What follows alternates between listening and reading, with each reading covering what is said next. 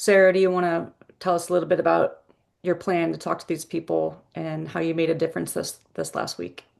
Sure. So I'm Sara Herrity. This is my second policy forum. I was there in September. Um, yeah, similar to Gentry, I was actually diagnosed 3 months before my 40th birthday. So I got a couple months on Gentry.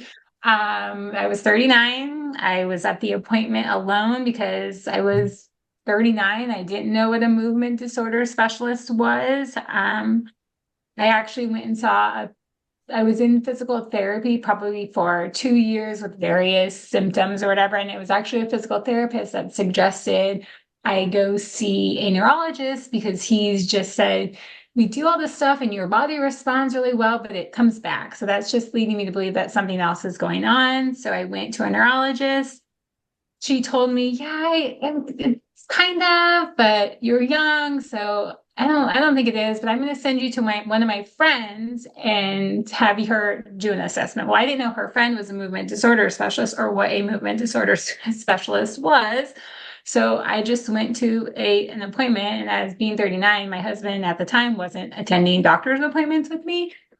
So I was alone when I got the diagnosis. She did the test, and when you're tested for Parkinson's, there's no clinical test. It's very it's a symptom-driven test. So they look for signs that, like a finger tap or a toe tap. So they look for signs that give them indication that you could have Parkinson's, but there is no actual definitive test on if you have the disease or not. I mean, even DAT scans can be wrong. So I did that, and it was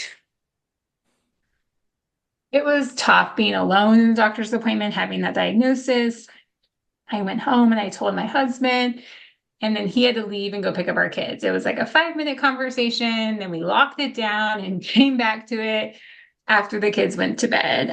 It was hard in the beginning to figure out what this means. When I was diagnosed, my kids were 6 and 3. I've been living with this for it'll be 5 years, the middle of May. So we didn't tell them right away because they were so young, and I needed time to process it and figure out, like, okay, what does this mean? What do I do? What are my options? And just get my head wrapped around it. And that took me a while, a really long time to kind of just come to terms with it. And I don't know, when you're diagnosed with young onset, if you ever really come to terms with it. I don't, I mean, you come to terms with it, but it always kind of creeps up on you from time to time. So we actually told our children last September when I went to the policy forum, because what I learned that gave me hope is when I could take action, when I could do something for the community, for myself, whether that was exercising for myself or advocating for others and myself in the space of policy. So that's how we told them. It was great. They had a ton of questions, as elementary school kids do.